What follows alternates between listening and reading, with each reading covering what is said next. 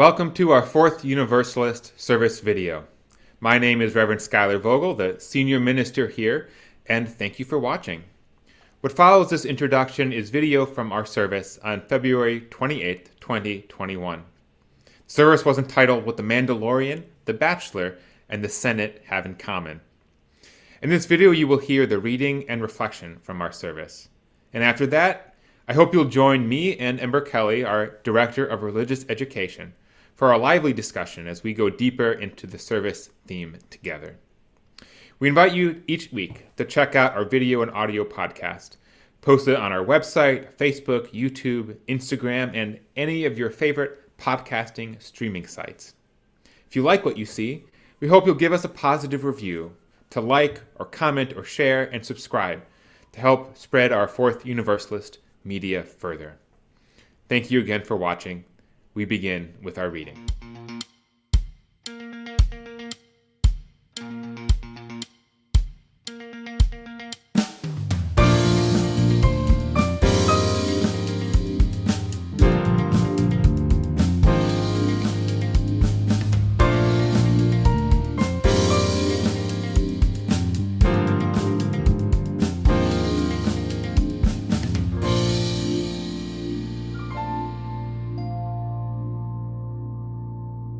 Today's reading is by Adrienne Marie Brown, a noted thinker around social change. Brown self-describes as a writer, a pleasure activist, a sci-fi/Octavia Butler scholar, a facilitator, non-active, a speaker/singer, including wedding singer, and a doula, living in Detroit. We read an excerpt of her new book, We Will Not Cancel Us. Mushrooms are a great teacher in this recentering work. One of our oldest ancestors, mycelium or mushrooms, show us that the instance of life we can witness, the mushroom, is always evidence of a much more complex and wider network of connections underground. The same thing is true with conflict and harm. We are all connected to each other, at our best and at our worst. The instances of visible dissonance, harm, and abuse in movement are evidence of toxicity in our intersecting systems of identity, belonging, resource, power, and home. One toxic substance is desirable to those suffering from it. Sorry, I skipped a line. One toxic substance is supremacy, so ubiquitous that it has long been invisible to those benefiting from it and can seem desirable to those suffering from it. It manifests as white supremacy, male supremacy, ableist supremacy, straight supremacy, cis supremacy, and more. The belief that some of us are normal, are better, are justified to take and do whatever we want, including harm each other and the earth. We won't end the systemic patterns of harm by isolating and picking off individuals, just as we can't limit the communicative power of mycelium by plucking a single mushroom from the dirt. We need to flood the entire system with life-affirming principles and practices to clear the channels between us of the toxicity of supremacy, to heal from the harms of a legacy of devaluing some lives and needs in order to indulge others. A simple question. What do the Mandalorian, the Bachelor, and the United States Senate have in common? They have all been involved in recent cancel culture controversies. For the Mandalorian, it was after firing an actress who had made offensive Instagram posts. For The Bachelor, it was their host stepping away after defending a contestant for attending a plantation party. For the Senate, it was everything from Senator Josh Hawley losing a book deal for supporting the Capitol riot to trying to get Senator Ted Cruz to resign for vacationing in Mexico. The term cancel culture is relatively new. It only became popular around 2017. Essentially, it means the effort to punish individuals or companies for doing or saying something deemed bad. Usually, this canceling begins on social media. Momentum builds online that something unacceptable was done. The pressure is put on the person to apologize or for the powers that be to take some action. The person is often fired or deprived of their platform, their job, their reputation, and they serve then as a cautionary tale for others. Now, it should not be unexpected that cancel culture is controversial. Congressman Jim Jordan called it the number one problem in America. The number one problem. The critiques out there are many. Some feel it is unforgiving and punitive, seeking not to teach or offer restorative justice, but to destroy. Others feel it equates true offenses, blatant racism, abusive practices, with small mistakes, misunderstandings, or simple carelessness. Still others see it as a weapon in the culture war, deployed selectively towards conservatives to push a liberal agenda, punishing those on the right simply for their political views. The accusation is the left simply claims that any conservative views are offensive in an effort to silence the right entirely. Many of these concerns about cancel culture are rooted in fear. Now, I understand it myself. As someone who speaks publicly most weeks and often on sensitive subjects, the idea that a misstep, a poorly chosen word, could lead to my whole character being questioned or me losing my job is frightening. And it's happened to people before. It is also true that for many people, the norms of society have changed, while they have not. Sometimes from their own stubbornness, but also because of their situation, who their friends are, their cultural background, what media they are exposed to. What was acceptable 10 years ago may not be anymore. And for those not plugged in with the latest trends, they feel like they walk on eggshells, not knowing where the cultural tide of offensiveness has moved. When small mistakes are committed by people trying their best, cancel culture can be cruel. And it enters our culture more deeply, we have to ask as people of faith who wrestle with right and wrong, who want to create a more just and loving world, what role should cancel culture play? Now, I know for many of us, we have been taught from a very, very young age that hurting people is bad.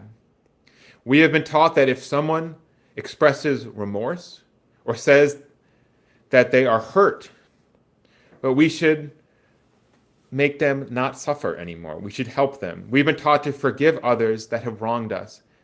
I remember Jesus' words about forgiving someone not 7 times, but 77 times.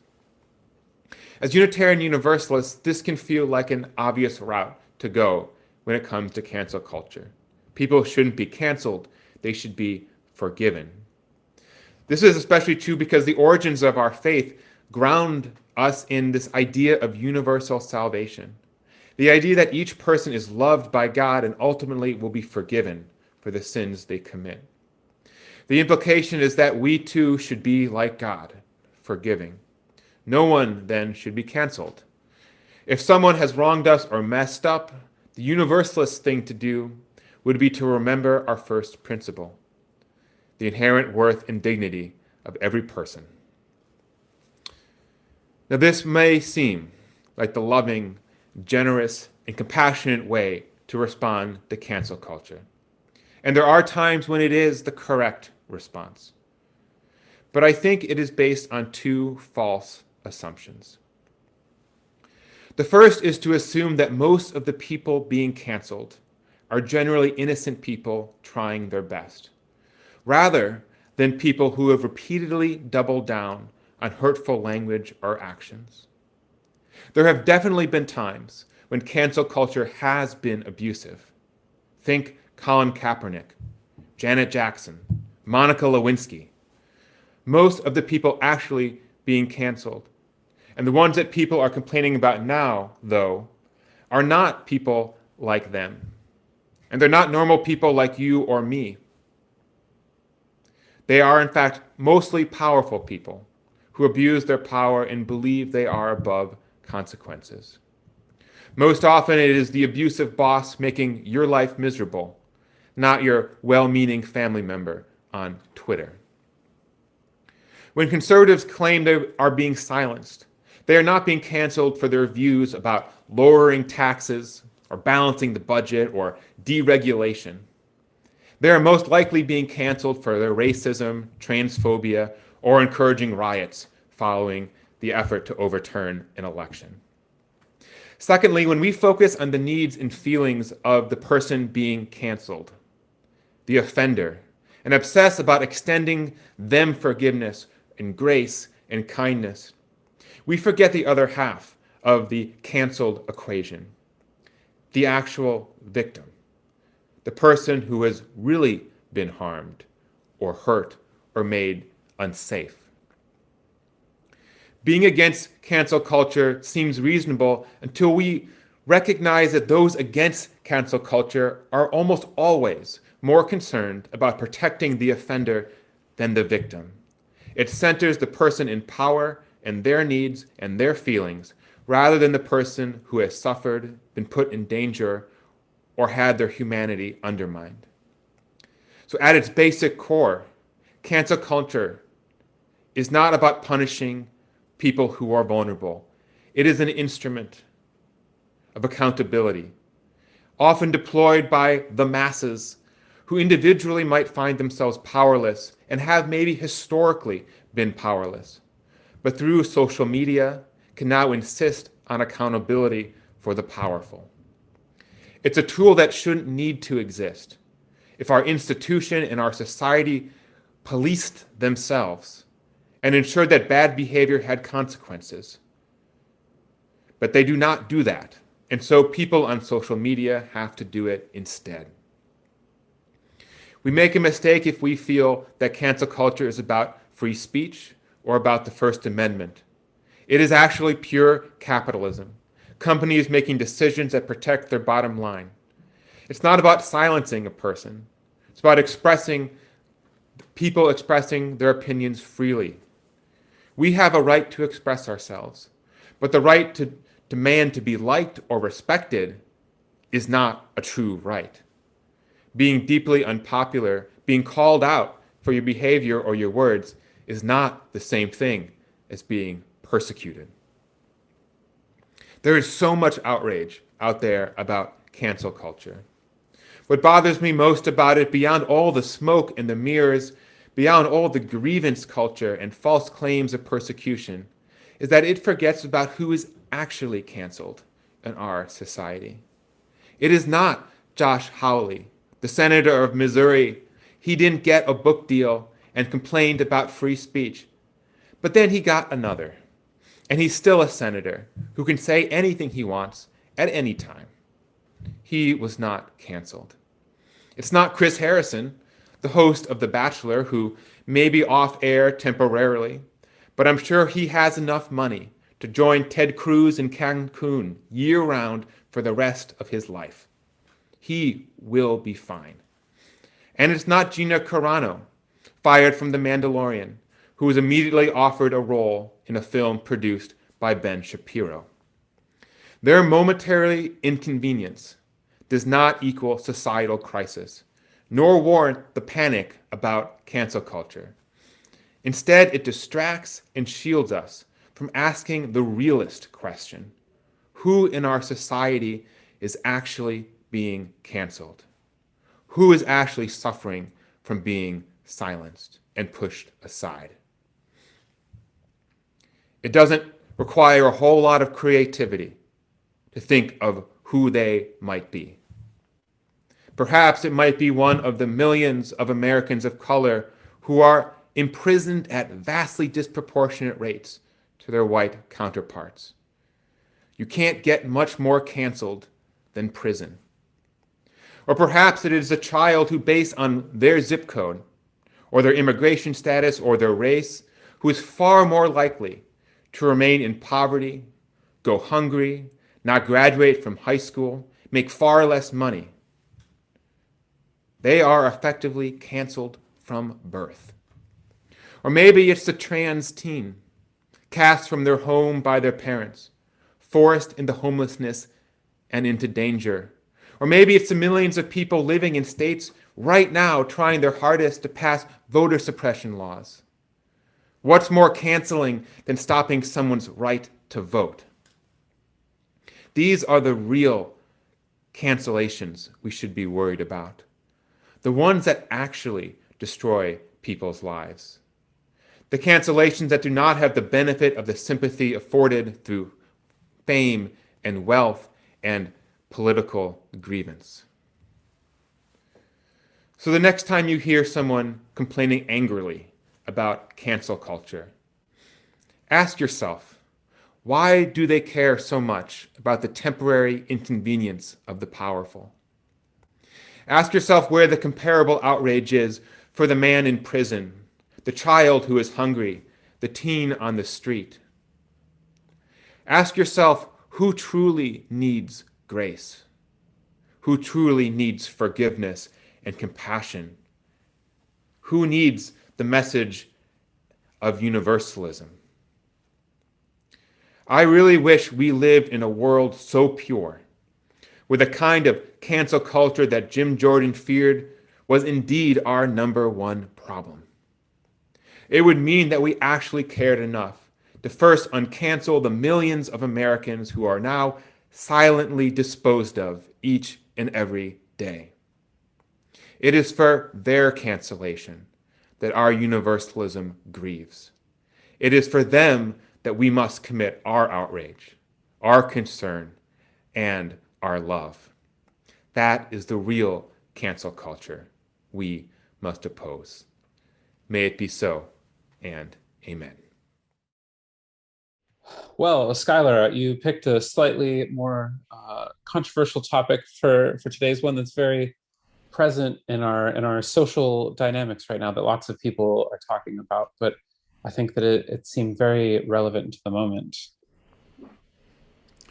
Yeah, I think it is. We're seeing a lot of concern about cancel culture, a lot of conversation around its negativeness, and a lot of tying it with grievance culture, frankly. It's being highly politicized. I think it's easy to fall into traps about what it actually is about. And when people use the word cancel culture, how they're not using it in good faith. And so I think it's important that we have this conversation, both through our service, but also through this conversation around what we really mean when we say it and what we don't mean. Yeah, definitely. So one of the things when I came out of the service and was having a little conversation over lunch with my wife, it's always the debrief time for thinking about the service. We thought a little bit about a moment that we had shared with someone maybe a bit more of acquaintance to me, but someone that she had known growing up, and we had gone to school with him and actually to seminary as well for my first round of seminary. And so he is a pastor in a slightly more evangelical conservative Christian denomination.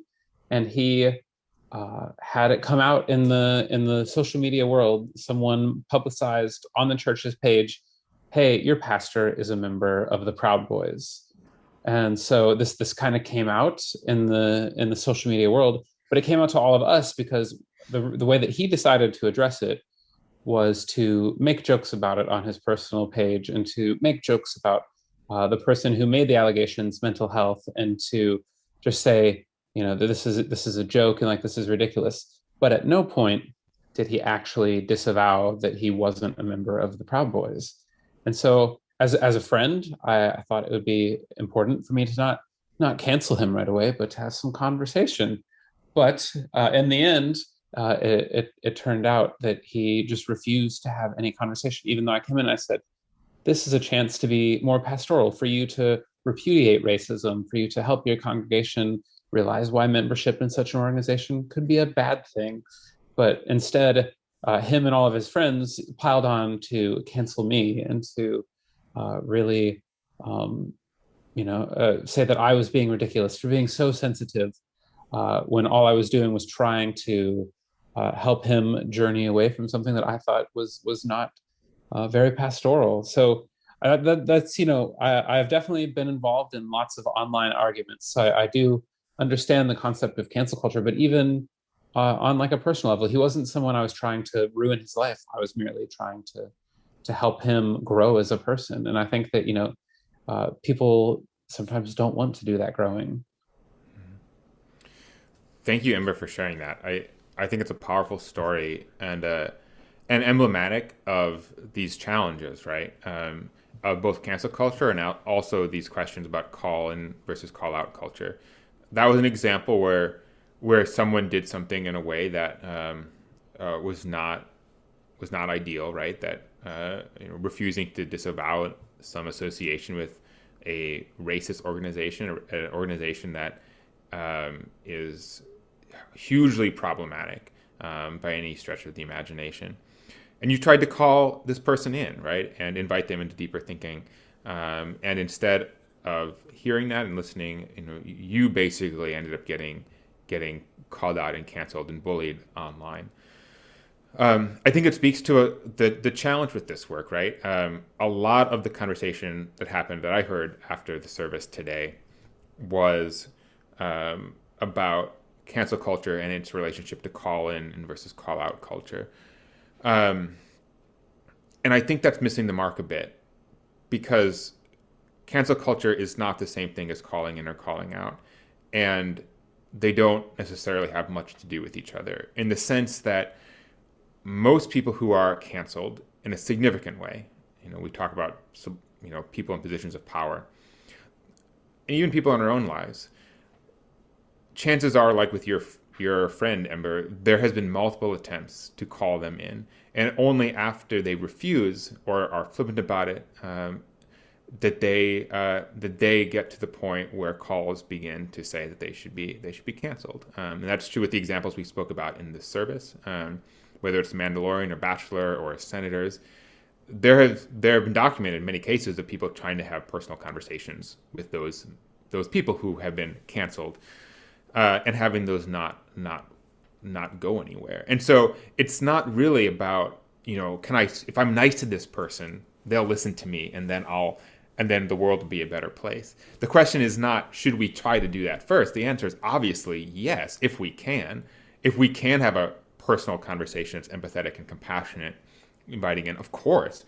But when that doesn't happen, what then? And what is our role, particularly as citizens in a society where I don't have the power to go talk to Josh Hawley and tell him that what he's doing is problematic, right? I don't have the power to talk to Chris Harrison and be like, maybe you shouldn't have structurally created the Bachelor to draft obvious racist people as contestants on the first time you have a male black bachelor, right? Like, I don't have the power to tell him all those things, but you know what? People have been telling him those things and he didn't act. And so our power as citizens is to go online and to make a stir and to threaten to boycott and to call for accountability with people. And so, can't call in and call out culture is great for individual relationships if you have those. But it's not always safe, first of all, because some people are dangerous. I think you would agree that if you were a person of color, trying to call in a potential Proud Boy member could be dangerous. And you may not feel comfortable with that. So calling out may be the only safe way for you to interact with that person online. And so I really want us to not equate those two things, right? That when we talk about canceling somebody, it's not vicious. It's often a reaction that comes following a huge amount of effort to call that person in and their rejection of it, right? And sometimes their flaunting of it and stubbornness that basically says, I don't care, I'm going to keep on hurting people. And only to that level are people, I think, justly canceled. But so often our examples that we think about are just in that way, in the sense that Gina Carano was called in many times. Chris Harrison was called in many times. Certainly senators have been called in many times, and yet it doesn't work. And so what options do we have to protect other people from the abuse that they offer, right? And to say that these behaviors are unacceptable. If they're not willing to negotiate in good faith, and have a conversation in good faith, then they shouldn't engage with the population on a national level in good faith. No, definitely. I think while many of us may think that we are very refined and not beholden to celebrity culture, I think it's important to admit that celebrities, that well-known politicians, that folks that have this national profile, whether we like it or not, they're shaping our national dialogues. They're shaping attitudes on things. Maybe people who don't know any better are hearing them and just assuming that everything they say is true. And so, like you said, we don't always have um, a one-on-one connection. Actually, what came to mind was that a Twitter mutual, back when I was much more active on Twitter, uh, regularly got into arguments online with Roseanne on about trans issues and about Wow. race issues, and kept trying to have good faith conversation, like, hey, let's this is not good for you to say this.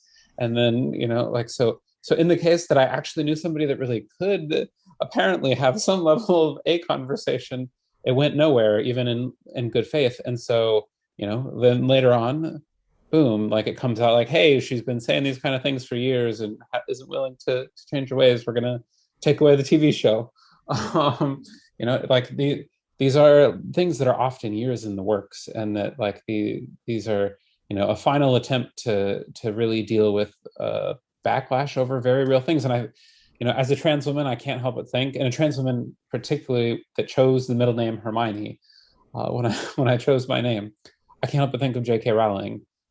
Trans folks have been calling her out for probably a good like half of a decade at least, saying, "Hey guys, like we're not 100%, but like there's some pretty questionable things that she said about trans-related stuff in the past." And even now, she's still, she's been called out, she's been canceled, but it hasn't stopped her from having a brand new book published and billions of dollars in Harry Potter sales every year. Like, despite being canceled, it's literally changed nothing in that dynamic. Yeah, she was fine. She was totally fine. Where in many instances, trans people are actually canceled all the time, right? Kicked out of churches, Definitely. murdered on the street in huge numbers, disproportionately, fired from jobs. I mean, there's just like the level of pain and suffering of people who are often victims of the kind of culture that people who are canceled perpetrate is where the real sin is. I mean, I think I was disturbed a bit, actually following the service, because there was a lot of conversation around the call in call out and whether or not canceling was cruel or mean. A lot of conversation around, well, what about restorative justice? And I'm all for restorative justice, and I'm all for calling in. But if your first reaction to cancel culture being talked about is, well, how do we make things better for the person who's done the bad thing, and not how do we make the world better for the person who is hurt by it, then you are siding with oppression and white supremacy and transphobia and all those things, because you're basically, your first instinct is to say, well, I want to make it okay for this person rather than the person who's actually been hurt. And so we can talk about restorative justice. That's important. But that wasn't what this sermon was about. This sermon was about people who deserve to be called out being canceled, and why it's not actually a thing that we should be worrying about en masse as some people in our society believe it is. And so, if your first concern is about those people, the Josh Hawleys of the world, the Chris Harrisons, the Gina Caranos of the world, just remember that they've been given so many chances to make it right, and they haven't. And that's a choice that they're making. And we have a choice too. And that choice is either to coddle them and fuss over their feelings, even though they're unrepentant, or to roll up our sleeves, make sure the people that have been harmed know that we have their back, that we're going to support them and worry about their feelings, right? And work to make the world safe for them, rather than fuss instantly about, oh, their feelings are hurt. Chris Harrison's feelings are hurt. J.K. Rowling's feelings are hurt. They're fine. Don't worry about them. they're okay. Our job as universalists is to make sure that everyone is okay. In and until everyone is okay, the people who are way more okay, or maybe get a slight ding in their reputation, they're still going to be okay. We don't need to worry about them. There's enough people in this world who really are suffering that our attention should go there, particularly when people have been hurt. And the idea that like you can just be okay, that you can just be sort of restored just by saying, "Oh, I'm sorry." There has to be a process. If someone punches you in the face and then says, "Well, I'm sorry, I realize that was wrong," you're not going to want to hang out with them right away. You're going to want them to go to anger management. You're going to want them to have some process that goes through that really shows that they've changed before you want to put yourself in a situation where you get punched in the face again, right? That's true with abusive partners. It's true with abusive parents. It's true with any kind of person like that. Unless they've proven that they're safe, we need to talk about that first. And restorative justice is that process of proving that they're safe. It's not about trying to alleviate their guilt. It's not about trying to make our own selves feel better, to make ourselves think we're forgiving. Restorative justice is a process where a person who's done harm does the hard work to show that they are now trustworthy again and that they actually understand what they're doing, not just offering a simple apology. Because those simple apologies don't actually assure the people who've actually been hurt, those people who are actually at risk of getting punched again, are that they're okay. So I really want us to think about that, because it's very important to not instantly rush into how do we make it all okay again. The answer is we have to do the work to make sure it's actually safe and okay before someone just let off the hook. Because these are not necessarily people who really want to do that work or can be trusted to say that they have done the work. There is a lot there that I could go into, but a couple things off the bat that came up as you were sharing there is, well, like, so J.K. Rowling has been spreading, like, this has very much become like a dominant theme in trans discussions in the UK, and recently there was suddenly a whole legal shift in like hormone access for young people, that literally stopped people's hormone therapies like in the midst of things because they were young. Like, these are concrete things that are happening because of the stuff that like someone like J.K. Rowling has much more power to spread because she's a multi-billionaire. So like, what I mean, and I remember having that argument like with folks, like saying like, hey guys, she had some really questionable stuff about like the indigenous peoples of the Americas and her Magical World series. She had some really questionable stuff about trans folks that she said, and people didn't want to hear it until like it really finally broke big, and then they're like, oh whoops, and but and I think that in a lot of communities, like I speak in this instance from my position as a trans woman, like it is usually quite easy to tell the difference between an honest mistake, which may be hurtful. It may be a hurtful, honest mistake. I'm not saying it won't cause somebody pain, but there's a difference between that and like someone very intentionally trying to go out of their way and hurt you. There was a time that I spent that I was Catholic, and I really loved like getting to spend that time in the Catholic Church, but I couldn't be part of a denomination that was proactively fighting against LGBT people versus just kind of like on the sidelines.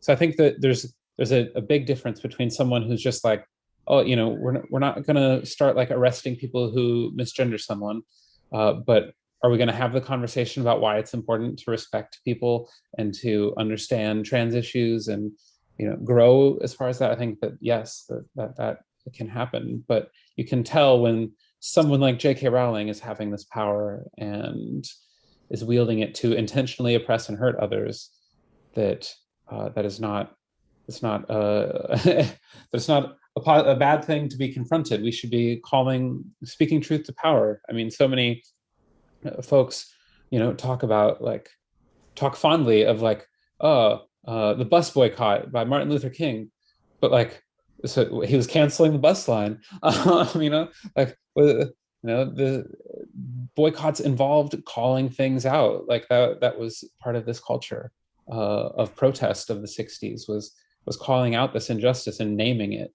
and we shouldn't give up on confronting the power, like just because the power is being like, hey, you're being mean to me, please be nicer. um, yeah, I mean, there's so much, and like obviously you mentioned uh, trans folks dealing with like being kicked out of their churches. Like I recently was sharing with you through the process of working on getting myself submitted for consideration on the ordination process in the UUA. I was talking with you about my history in other denominations, and specifically that one of the churches where I was a youth leader, I had built this really thriving youth group, and that things were going well, but that the church uh, had budget issues, coincidentally, that just led to only me being reduced from the staff. Nothing else changed in the entire church. And despite being, 1/100th of the budget, it was my position that was cut. And it was very clear to both the senior minister at the time and myself that the board and these other members were making this decision because they didn't want to be seen as the liberal church. They didn't want to be seen as the church that has the trans youth leader. And that's a very real instance of canceling, that I literally had my job taken from me because people weren't comfortable with me. They're Yeah, I think that you really hit it spot on, that we need to care more about the folks that are being hurt than about those that are doing the act of hurting. Yeah, yeah. I think it really speaks, and your story is such a difficult one. And I'm sure it must have been just really difficult to go through for you, but also for any of us who wrestle with how to have our communities really do what they say that they are. I think it's important for us to recognize that when people in our society today use the phrase cancel culture, they are not doing it with a sincere and genuine effort to protect people. They are doing it to further a political agenda. And we know that because the right, who uses cancel culture language, have no problem canceling people that they disagree with, right? They had no problem canceling you in that church. They had no problem canceling Colin Kaepernick, who has never worked in the NFL since kneeling to support Black Lives Matter. They have no problem trying to cancel Hillary Clinton and the women who have accused Brett Kavanaugh of abuses. Right? It is a selective outrage. We don't want to be canceled for our views. I said in the sermon, right? Like, it's not even about conservative values, to some degree. No one's being canceled for believing in a lower tax rate. No one's being canceled for believing in deregulation, right? It's a desire to not be held accountable for deeply problematic ideas. And if the right is successful in fooling people into thinking that this cancel culture conversation is really about being mean to people who don't deserve it, that is a huge loss for this country. And it's a deeply troubling development, because what their view of cancel culture actually is that no one has the right to challenge our racist, our homophobic, our transphobic, our xenophobic viewpoints and our ability to share them. It's not about stopping, my grandmother from tweeting, things that are not the best worded things, but are well intentioned, right? It's not to stop someone who is trying their best, but is still learning, right? Their view of cancel culture is basically a society holding them accountable for their deeply problematic views, and it's nothing else, right? And so when we hear that word cancel culture, we have to see it as deeply hypocritical. Deeply hypocritical. It is a political tool to shield the right wing, people who were happy to literally overthrow our democratic system, who are okay with suppressing millions of people's votes, and say that our ability to criticize that is somehow inappropriate. If we get into a society where we can't criticize people for being racist, for undermining the basic premises of democratic life, if we can't do those things and the reaction is, oh, that's cancel culture, our democracy is gone. We don't have any hope of having a free society that's equal, where racism is considered inappropriate. And so people really should think about that, right? This is not about being mean. It's not about you and I and other people who are listening to this, right, being called out. I want to be called out if I've done something bad because I don't want to be a bad person. I want to be a good person. I want people who talk to me and who listen to me, I want them to feel safe with me. I don't want them to feel like I don't care about them, that I deny their experience and their humanity.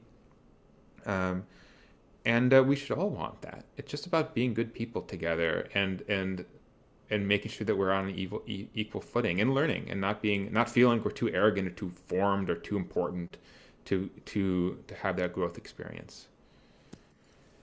Definitely. What I mean, when you talked about like how you're in this position where something you are saying is going out to people every week, and very much the same for me from my position. Like that, this is a very public facing position, which yes has changed my social media behavior because, well, A, because of the minimalism challenge, but B, because I said, okay, I need to be more responsible, and not, I am a public face of an organization now. I should be more responsible in this.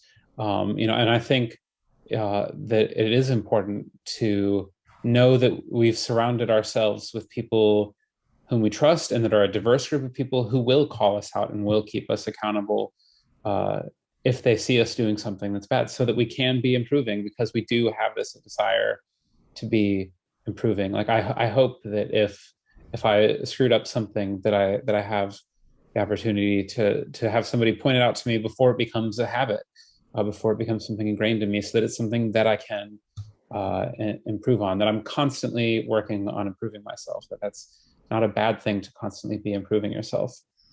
Um, yeah, I think, and actually, it also made me think that there's uh, anxiety brain, sometimes does things when you're public speaking, and I'll be like, wait, did I totally just say like a different word? Did I just accidentally let out like a swear word instead of the word I meant to say or something? You second guess, like, did I actually say this?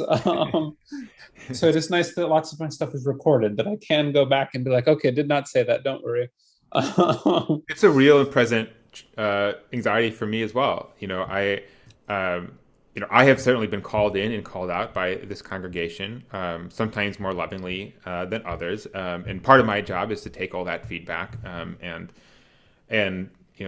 take from it what I feel like pushes me towards greater understanding and wisdom and empathy. And sometimes I don't take it because I disagree for a variety of reasons. But to always try to be empathetic about it, right, and to listen, and recognize that, like, yeah, we make mistakes. I make mistakes. I at one point had a sermon where I spoke off the cuff, which is something I don't usually do. I usually have my text written out, and I do that partially because I don't want to say something I regret. But in this case, I did, and I said a sort of a slip of the tongue where I equated like addiction with immorality, and I certainly don't believe addiction is a sign of immorality. It's a biological, chemical process that happens, that is not about whether someone's good or bad. And I slipped up, and I kind of went off cuff, and I said it, and I got talked to about it afterwards in a way that was firm but also trusting, right? Because they came to me and said, like, we think you can hold this, right? If we didn't think you could hold this, we wouldn't be in this church. And so I think the way that we need to get from it, we're talking about our own personal call outs and call ins. We have to understand that they are an invitation for us to listen to other people, and that they're in some ways a sign of trust, right?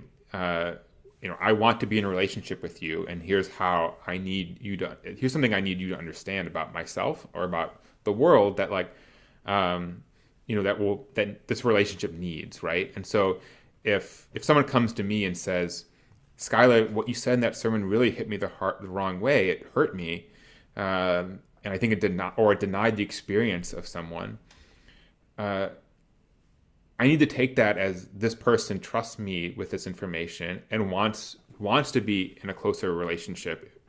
Otherwise, they would just leave. They said, this guy isn't what we want. He's not sensitive. He doesn't care. And it's not a vulnerability. It's not a weakness to care what other people think. I think the hardest thing is that people get defensive, right? They feel like they themselves are being their core is being assaulted in some way by being called out. And it's not none of that. It's an invitation to grow. And so when you feel that defensiveness within you, right, which we all feel, I feel that, right? I get a message in the email or a chat, right, that says like, I didn't like what you said. Sometimes it's just mean, but other times it's like, I didn't think about that, or I thought about that, but I didn't keep it in, but maybe I should have, right, in the message. And to push down that sense of like, someone's attacking me, I don't deserve to be attacked too. We're all on this journey together, and that's the right thing. And that's how you stop cancel culture. If you're really worried about that, right, is that you get people to listen earlier on before it boils over into a big mistake, right? Look at The Bachelor, right? The Bachelor has been critiqued for years about being racially insensitive. It wasn't just about Chris Harrison. It was about their whole structure and their whole way of doing things. But if someone had made a genuine effort to address the critiques of the racism of that show earlier on, and Chris Harrison had taken that seriously, we wouldn't have to have been canceled. But they refused to listen again and again and again because they were defensive, right? Or they didn't think they needed to. And now it's blown up. And this is what we get. I think that is some wonderful personal and societal reflection to end on there. I think that we've given folks a lot to think about for this post-service reflection. So, Schuyler, thank you for taking time to sit down and talk with me. Thanks, Ember, for leading this conversation and for sharing what you did too. Yes, and thank you, as always, to our listeners, whether on YouTube, social media, or podcast format. We really do appreciate you listening.